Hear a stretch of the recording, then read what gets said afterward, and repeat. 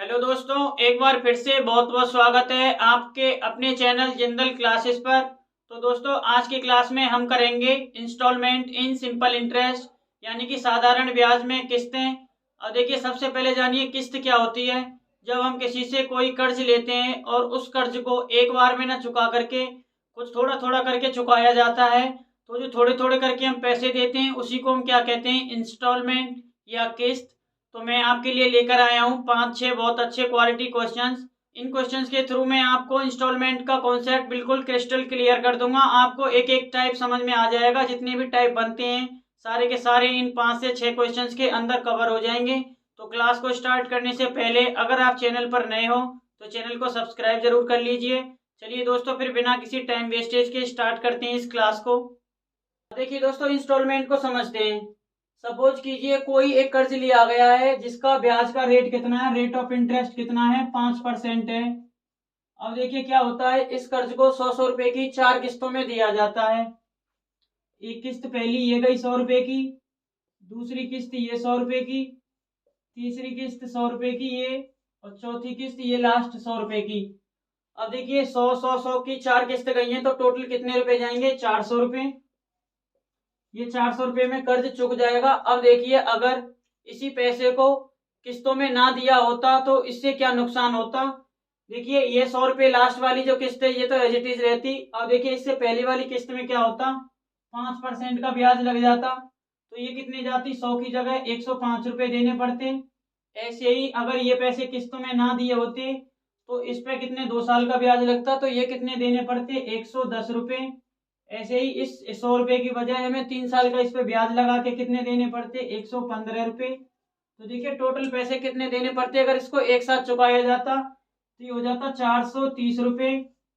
अब देखिए, अगर हमने किस्तों में पैसा दिया तो 400 देना पड़ा, अगर एक साथ पेमेंट करते तो कितने देने पड़ते, 430। इसका मतलब 30 रुपए हमें ज्यादा देने पड़ते। तो इससे आपको समझ में आएगा कि इंस्टॉलमेंट यानी किस्तों से हमें ब्याज कम देना पड़ता है सेम कर्जे के लिए। इससे आपको एक सीख और भी लेकर चलनी है कि आपको अपने टारगेट को पाने के लिए किस्तों में मेहनत करनी है। ऐसा नहीं रहना है कि एक टाइम पे मेहनत कर लेंगे, थोड़ा थोड़ा काम को बैलेंस करके नहीं चलना है। डेली वाइज किस्तों में सफलता पानी है, किस्तों में धीरे धीरे अपने टारगेट को पूरा कीजिए। चलिए फिर अब इस पे बेस्ड हम करेंगे कुछ क्वेश्चंस। इसी इंस्टॉलमेंट से दोस्तों आपको एक सीख और लेनी है। जीवन में खुशियों को पाने के लिए किस्तों में जीते रहिए, किस्तों में खुशियां जीते रहिए। एक बार में खुशियों को पाने के लिए इंतजार नहीं करना है। देखिए दोस्तों, इस क्वेश्चन में क्या दिया है, अगर कोई कर्ज 4 साल बाद 2180 रुपये हो जाएगा और कोई व्यक्ति उस कर्जे को 4 बराबर किस्तों में चुकाना चाहता है, अगर ब्याज की दर 6% वार्षिक हो, तो आपको बताना है हर किस्त की राशि क्या होगी, हर किस्त कितने रुपए की जाएगी। 4 ऑप्शन आप लोगों के सामने दिए हुए हैं। देखिए दोस्तों, इस क्वेश्चन को हम कैसे करेंगे, हम मान के चल लेते हैं कि जो हर किस्त है वो 100 रुपए की है। मतलब पहली किस्त 100 की, दूसरी किस्त 100 की, तीसरी किस्त 100 रुपए की और चौथी किस्त 100 रुपए की। इस तरह से ये आदमी 4 किस्तों में, एक एक साल की 4 किस्तों में इस पैसे को चुका देगा। अब देखिए, हम सपोज करते हैं अगर ये पैसा किस्तों में ना दिया होता तो जो लास्ट वाली किस्त है वो तो एज इट इज रहती। इससे पहले वाली किस्त पे क्या फर्क पड़ता, इस पे एक साल का 6% से ब्याज लग जाता, तो ये कितना जाता, 106 रुपये। ऐसे ही इससे पहले वाली किस्त पे 2 साल का ब्याज लगता, तो ये कितनी जाती, 112 रुपये। इससे जो पहली वाली किस्त है, सबसे पहली किस्त है, इस पे 3 साल का ब्याज लगता, तो ये कितनी जाती, 118 रुपये। अगर इसने ये पैसा किस्तों में नहीं दिया होता तो टोटल इसको कितना पैसा देना होता, इसको आप जोड़ोगे तो ये निकल के आएगा 436 रुपये। ये देखिए, इसको अगर किस्तों में देता है तो 400 रुपये में बात बन जाती है, लेकिन जब इसी पैसे को ये एक साथ देता है तो इसको 436 रुपये देने होते। इसी 436 की वैल्यू क्या दी है क्वेश्चन में, 2180, क्योंकि ये कर्ज अगर एक साथ दिया जाता तो 2180 हो जाता। 436 की वैल्यू हम क्या कह सकते हैं, 2180 है। तो हम निकाल लेंगे एक की वैल्यू। एक की वैल्यू कैसे निकालेंगे, 2180 को 436 से भाग कर देंगे। ये देखिए 218 से डबल, ये 2 पे, तो ये निकल के आएगा 5। तो एक की वैल्यू कितनी है, 5। हमें कितने की वैल्यू निकालनी है, 100 की, क्योंकि हमने हर किस्त कितने की मानी है, 100 की। अगर एक की वैल्यू 5 तो 100 की वैल्यू कितनी हो जाएगी, 5 को 100 से गुणा कर देंगे, तो ये कितना निकल के आ जाएगा, 500 रुपये। तो जो किस्त की राशि है वो कितनी है, 500 रुपये। उस व्यक्ति को 500 रुपये की 4 किस्त देनी होंगी। तो तो इस क्वेश्चन का जो सही आंसर है दोस्तों वो क्या हो जाएगा, ऑप्शन डी। इस तरह से अगर देखा जाए 500-500 की 4 किस्तें जाएंगी तो वो व्यक्ति कितने पैसे देगा टोटल 4 साल में, 2000। अगर एक बार में देता तो 2180 जाते, 4 साल में दिए 4 किस्तों में तो 2000, मतलब 180 रुपये का इस व्यक्ति को फायदा हुआ पैसे को किस्तों में देने से। इससे क्या होगा, हर बार का जो कर्जा है धीरे धीरे कम होता जाएगा, इससे आपका ब्याज कम जाता है। मुझे लगता है कि मैं आपको इस क्वेश्चन को बहुत अच्छे से समझा पाने में सफल रहूंगा। चलिए आप लोग इसका स्क्रीनशॉट ले लीजिए। नेक्स्ट देखिए दोस्तों, इस क्वेश्चन में क्या दिया है, एक पेंसिल बॉक्स अगर हम कैश में खरीदते हैं तो वो 60 रुपए में मिलेगा। दूसरा, उस पेंसिल बॉक्स को खरीदने का क्या ऑप्शन है, 20 रुपए हम कैश पेमेंट दे दें और बाकी पैसे 6-8 रुपए की मासिक किस्तों में दे दें। तो आप लोगों को ये बताना है कि उस पेंसिल बॉक्स को खरीदते टाइम जो साधारण ब्याज की दर है वो क्या होगी। देखिए दोस्तों, टोटल कीमत कितनी है इस पेंसिल बॉक्स की, 60 रुपए। 20 रुपए अगर आप एक बार में दे रहे हो तो बाकी कितने बच गए, 40 रुपए। ये 40 रुपए आपको कैसे देने हैं, किस्तों में। और देखिए 40 रुपए आपको किस्तों में देने थे, आपने 8-8 रुपए की 6 किस्त दी हैं, तो टोटल पैसे आपने कितने दिए, 6 गुना 8, 48 रुपए। देखिए आपको देने थे 40 रुपए, किस्तों में दिया आपने 48, तो आपने जो ब्याज दिया है, इंटरेस्ट दिया है, वो कितना है, 8 रुपए है। इसी इंटरेस्ट को हम कैसे लिख सकते हैं, 8 किसके बराबर हो जाएगा। देखिए 20 रुपए देने के बाद 40 बचते थे, 40 रुपए पर पहले 1 महीने का ब्याज लगेगा, इसके बाद यहाँ आपने 8 रुपए दे दिए, इसके बाद क्या होगा, 32 रुपए पर 1 महीने का ब्याज लगेगा, फिर आप 8 रुपए दे दोगे, इसके बाद 24 रुपए पर 1 महीने का ब्याज, फिर आपने 8 दे दिए तो 16 बचे, 16 रुपए पर 1 महीने का ब्याज, 8 दे दिए तो फिर 8 रुपए बचेंगे। इसके बाद क्या होगा, बाकी 8 रुपए पर 1 महीने का ब्याज, और यहाँ आपने पूरे 8 रुपए दे दिए तो आपकी किस्त बराबर हो गई। अब देखिए इसको हम कैसे लिख सकते हैं, 40 प्लस 32 प्लस 24 प्लस 16 प्लस 8। तो देखिए इस पर क्या लगा है, 1 महीने का ब्याज, तो हम निकाल लेंगे इसका 1 महीने का ब्याज। और देखिए हमें क्योंकि वार्षिक ब्याज निकालनी है तो इसको 12 से भाग कर देंगे, ब्याज की दर हम आर मान लेते हैं और इसको 100 से भाग कर देते हैं। अब इसको सोल्व कर लेते हैं। देखिए ये सब में 8 कॉमन है, अगर हम 8 कॉमन निकाल लें तो यहाँ क्या बचेगा, 5 प्लस 4 प्लस 3 प्लस 2 प्लस 1 गुणा आर बट्टे 1200, ये बचेगा। 1 प्लस 2 3, 3 6 4 10 5 15, तो ये हो जाएगा 120, 15 गुणा 8 120, 120 गुणा आर बट्टे 1200, ये 10 पर चला जाएगा। तो देखिए ये 8 की वैल्यू क्या है, 8 बराबर है आर बट्टे 10 के, तो हम क्या कह सकते हैं, आर कितना हो जाएगा, 80। तो यहाँ से निकल के आ गया जो ब्याज की दर है वो कितनी है, 80% वार्षिक है, जो कि ऑप्शन डी में दी हुई है। तो मैं उम्मीद करता हूँ क्वेश्चन आपको बहुत अच्छे से समझ में आया होगा। चलिए एक बार दोबारा समझ लीजिए। देखिए पेंसिल की कीमत अगर कैश में लेते हैं तो 60 रुपये है, लेकिन अगर 20 रुपये डाउन पेमेंट दे दिया तो कितनी रुपए बचे, 40। अब देखिए इसने क्या किया है, 8-8 रुपए की 6 किस्तें दी हैं, 6 किस्तों में कितना पैसा जाएगा, 48 रुपए इसने किस्तों में दिए, देने 40 थे, तो इसका मतलब 8 रुपए क्या लगा है, ब्याज। और देखिए 8 रुपए ब्याज को कैसे लिख सकते हैं, पहले महीने के लिए 40 रुपए पर 1 महीने का ब्याज लगेगा, उसके बाद पहली किस्त गई तो पैसे कितने बच गए, 32 और देने हैं, इस 32 पे फिर 1 महीने का ब्याज लगेगा, 8 रुपए दे दिए तो 24 बचे, फिर इन 24 पे 1 महीने का ब्याज, 8 रुपए किस्त जाने के बाद 16 रुपए, इन 16 रुपए पर 1 महीने का ब्याज, फिर अगली किस्त दी, अगली किस्त के बाद 8 रुपए बचे और इन पर 1 महीने का ब्याज, और ये 8 रुपए किस्त जाने के बाद पैसे बराबर हो गए। अब देखिए इसको कैसे लिख सकते हैं, 40 रुपए पर 1 महीने का ब्याज, 32 पर 24 पर, इन सब पे 1-1 महीने का ब्याज लगा है, तो हम क्या करेंगे, इनको सबको जोड़ के इन पे 1 महीने का ब्याज निकाल लेंगे। ब्याज की दर हमने आर मान ली, इसको सॉल्व करोगे जब आप तो ये निकल के आएगा ब्याज की दर 80%। नाउ आई थिंक कि क्वेश्चन आपको क्लियर हो गया होगा। चलिए चीकू बताइए क्या क्वेश्चन क्लियर हुआ।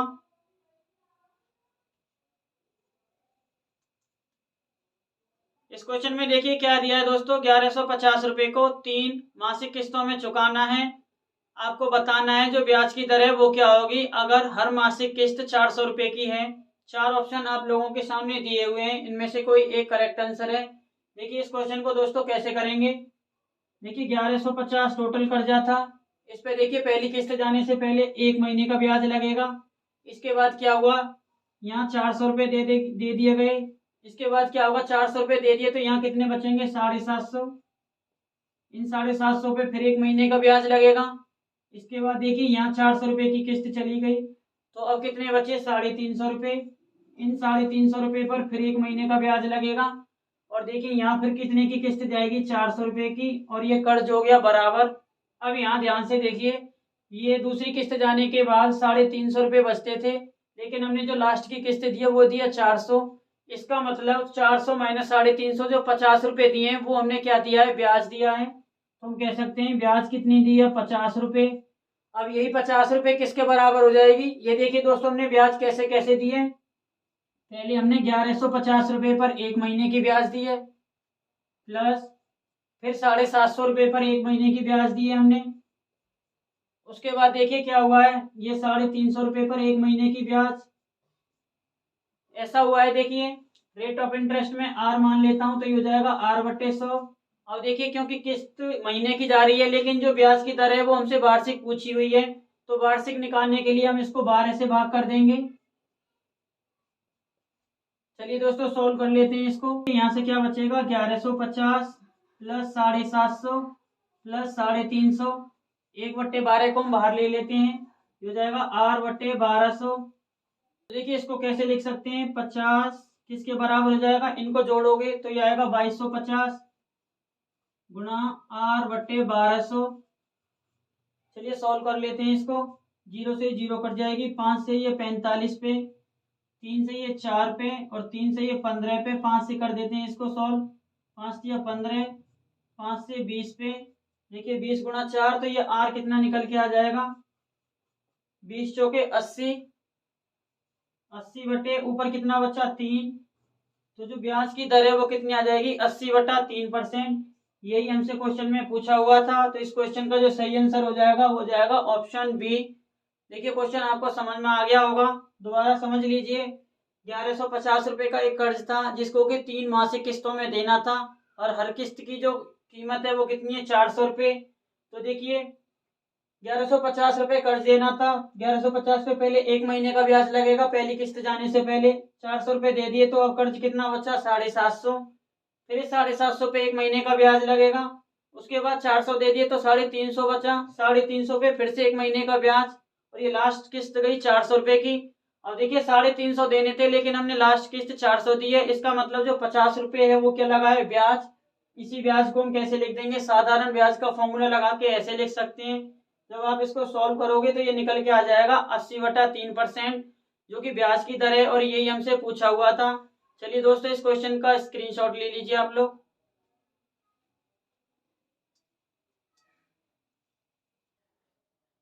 इस क्वेश्चन में देखिए दोस्तों क्या दिया है, 10 रुपये को 11 मासिक किस्तों में देना है। अगर हर किस्त 1 रुपये की हो तो आपको बताना है ब्याज की दर क्या होगी। अब देखिए दोस्तों, कर्ज लिया था 10 रुपये और 11 किस्तों में दिया है, 1-1 रुपये की 11 किस्तें दी हैं, इसका मतलब 11 रुपये पे किए होंगे। 10 रुपये कर्ज था, 11 रुपये हमने पे किया, तो 1 रुपये क्या होगा, ब्याज, इंटरेस्ट, तो 1 रुपये ब्याज होगा। इसी को हम कैसे लिख सकते हैं, देखिए पहले 10 रुपये पर कितना, 1 महीने का ब्याज लगेगा, फिर 1 रुपये हमने दे दिया, तो अब कितना बचा, 9 रुपये। 9 रुपये पर 1 महीने का ब्याज, फिर 1 रुपये हमने दे दिया, तो 8 रुपये। 8 रुपये पर 1 महीने का ब्याज, फिर से 7 बचेगा। देखिए 7 रुपये पर 1 महीने का ब्याज, ऐसे कर करके ये एंड तक जाएगा, जब तक ये पूरा कर्जा क्लियर नहीं हो जाएगा। देखिए 10 पे पहले 1 महीने का ब्याज, फिर 9 पे, 8 पे, 7 पे, ऐसे करके ये चलता रहेगा। ये कब तक चलेगा, देखिए 10 रुपये पर 1 महीने का ब्याज, प्लस फिर 9 रुपये पर, फिर 8 पे, फिर 7 पे, फिर 6 पर, 5 रुपये पर, 4 रुपये पर, 3 रुपये पर, 2 रुपये पर, और एंड में रहेगा 1 रुपये पर। इन सब पर 1-1 महीने का ब्याज है, का 1 महीने का ब्याज।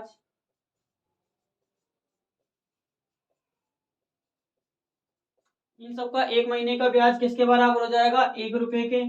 अब देखिए ये क्या है, 1 से लेकर 10 तक के नंबर हैं। 1 से 10 तक की प्राकृतिक संख्याओं का सम निकालने का फॉर्मूला क्या होता है, n इंटू n प्लस 1/2।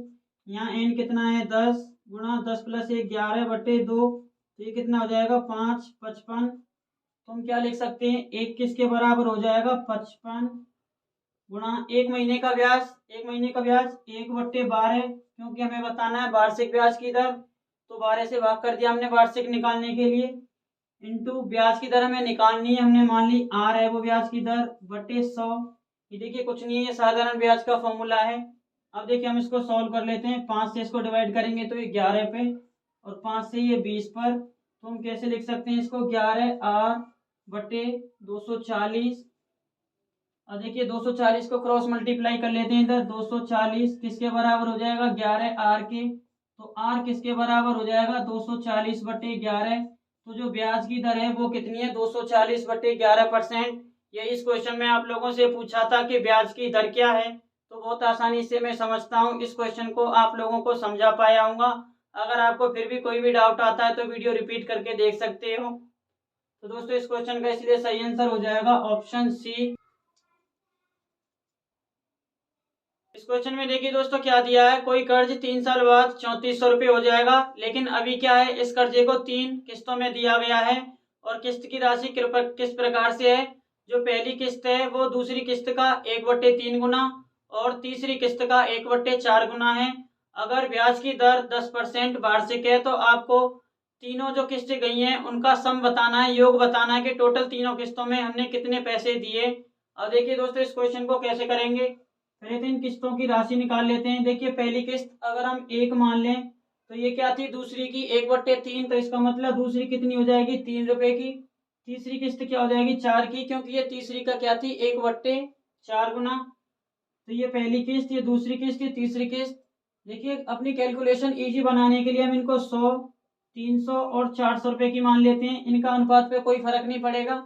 अब देखिए पहली किस्त गई 100 की, दूसरी किस्त गई 300 रुपए की, और तीसरी किस्त गई 400 रुपए की। ये तो था जब हमने इस पैसे को किस्तों में दिया। अगर यही पैसा किस्तों में न जाकर एक बार में दिया होता तो क्या होता, ये जो 300 रुपये है इस पर 1 साल का ब्याज लगता, तो ये कितना जाता 330। ऐसे ही 100 रुपये पर 2 साल का ब्याज लगता, तो ये कितना हो जाता 120 रुपये। तो टोटल कितने रुपए देने होते 4 3 7 8, 850 रुपये।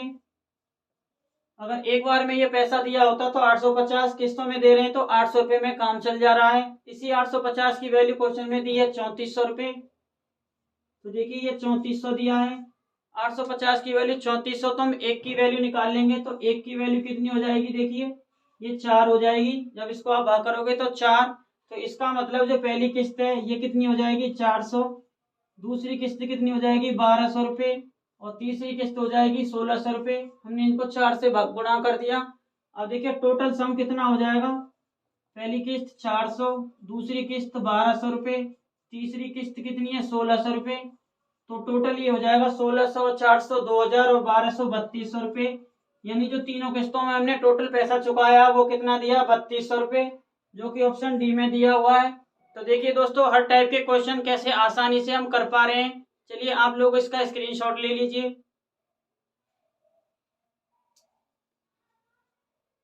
क्वेश्चन देखिए दोस्तों, आज की क्लास का ये लास्ट क्वेश्चन। इस क्वेश्चन में क्या दिया है, ए ने बी से 960 रुपए का कर्ज लिया 6% वार्षिक ब्याज की दर से, और उसने कंडीशन रखी कि इस पैसे को वो 4 वार्षिक किस्तों में चुकाएगा, और इन 4 किस्तों में से जो पहली 3 किस्त थी वो क्या थी, मूलधन का 1/4 गुना होंगी, मतलब 1/4 होंगी, और जो बाकी बचा हुआ पैसा है वो लास्ट की यानी चौथी किस्त में जाएगा। तो आप लोगों को ये बताना है कि जो लास्ट की किस्त थी वो कितने रुपए की थी। अब देखिए दोस्तों इसको इन्होंने 960 रुपए को कैसे कैसे चुकाया है। देखिए 960 का 1/4 कितना हो जाएगा 240 रुपये। 240 रुपये, देखिए 240, तो देखिए पहले क्या होगा, इस 960 रुपये पर 1 साल का ब्याज लगेगा 6% से। ऐसा ही है पहली कंडीशन के हिसाब से। तो इसने देखिए 240 रुपये इधर दे दिए पहली किस्त, तो अब इसके पास कितने पैसे बचे, इसके 720 रुपये। फिर इन 720 रुपये पर 1 साल का ब्याज चलेगा 6% से। फिर 1 साल बाद क्या होगा 240 रुपये और ये दे देगा बी को। इसके बाद देखिए क्या होगा 480 रुपये बचेंगे, इन पर फिर से 1 साल का ब्याज लगेगा 6% से। फिर ये 240 रुपये इधर दे देगा। इसके बाद देखिए क्या बचा 240 रुपये, इन 240 रुपये पर 1 साल का ब्याज लगेगा 6% से। अब देखिए यहाँ पर क्या होगा, ये 240 रुपये तो इंस्टॉलमेंट के जाएंगे ही जाएंगे, प्लस में यहाँ पे कुछ इंटरेस्ट और लगेगा, तो यहाँ आएगा 240 प्लस इंटरेस्ट। इसको देखिए एक बार दोबारा समझ लीजिए। इसने कहा था कि जो 3 किस्तें हैं, पहली वो मूलधन का 1/4 गुना होंगी, 960 का 1/4 गुना 240। अब देखिए क्या होगा, 960 रुपये पर पहले 1 साल का ब्याज लगेगा, फिर उनमें से ये 240 रुपये दे देगा। 240 देने के बाद इसके पैसे बचे 720। 720 पे फिर 1 साल का ब्याज लगा, फिर इसने 240 रुपये दे दिए। 240 देने के बाद कर्ज बचा 480, फिर इस पे 1 साल का ब्याज चलेगा। इसमें से इन्होंने 240 रुपये फिर से दे दिए। अब देखिए 240 रुपये कर्ज बचा, इस पर 1 साल का ब्याज लगेगा 6% से। अब देखिए लास्ट जो किस्त जाएगी 240 तो इसके बच गए, प्लस में ब्याज। अब देखिए हम कैसे निकालेंगे, इसने टोटल ब्याज दिया वो कितना दिया है, इंटरेस्ट कैसे निकल के आ जाएगा। देखिए 960 रुपये पर 1 साल का ब्याज, प्लस 720 रुपये पर 1 साल का ब्याज, प्लस 480 पर 1 साल का ब्याज, प्लस इस 240 रुपये पर 1 साल का ब्याज। 1 साल का ब्याज निकाल लेंगे हम, रेट दिया है 6% बटे 100। अब देखिए यहाँ क्या है, 240 सभी में कॉमन है, 240 हम बाहर निकाल लेते हैं, 6 बचेगा 4 प्लस 3 प्लस 2 प्लस 1 गुणा 6/100। इसको सॉल्व कर लेते हैं। देखिए 240 गुणा 4 प्लस 3 7 2 9 1 10 जाएगा, 10 गुणा 6/100। 100 इनसे कट जाएगा तो 24 छक्के 144। जो ब्याज दिए वो कितनी दी है, ए ने बी को 144 रुपये। देखिए लास्ट की किस्त में क्या होगा, 144 रुपये ब्याज प्लस 240 जो उसके मूलधन में से बच गए थे। तो हम क्या कह सकते हैं, जो लास्ट इंस्टॉलमेंट है, लास्ट किस्त कितने की जाएगी, वो जाएगी 240 प्लस में ये ब्याज 144। इसको जोड़ोगे तो ये निकल के आएगा 384 रुपये। इसका मतलब हम कह सकते हैं जो ए ने बी को लास्ट किस्त दी है वो कितने की दी है, 384 रुपये की। तो दोस्तों मैं ये उम्मीद करके चलता हूँ कि क्वेश्चन आपको बहुत अच्छे से समझ में आ गया होगा। अगर फिर भी कहीं भी कोई डाउट है तो एक बार दोबारा से रिपीट करके देख लीजिए। फिर भी आपको अगर समझ नहीं आता है तो मेरे को नीचे कमेंट कर दीजिए, मैं नेक्स्ट वीडियो में फिर से इस क्वेश्चन को समझा दूंगा। तो दोस्तों देखिए इस प्रकार सिंपल इंटरेस्ट का ये टॉपिक आज पूरी तरह से कंप्लीट होता है। हर टाइप के क्वेश्चन जो बनते थे हमने पूरी तरह से डिस्कस किए। बहुत अच्छे अच्छे क्वेश्चन हम लोगों ने डिस्कस किए हैं जो कि एसएससी एग्जाम के लिए मोर देन सफिशिएंट है। चलिए फिर दोस्तों नेक्स्ट क्लास में देखिए अब हम क्या करेंगे। नेक्स्ट क्लास में हम स्टार्ट करेंगे कंपाउंड इंटरेस्ट को। कंपाउंड इंटरेस्ट को भी हम इतने ही मजे से इंटरेस्ट के साथ पढ़ेंगे। चलिए दोस्तों फिर तब तक के लिए पढ़ते रहिए, पढ़ाते रहिए, हंसते मुस्कुराते रहिए। फिर मिलेंगे नेक्स्ट वीडियो में। जय हिंद दोस्तों।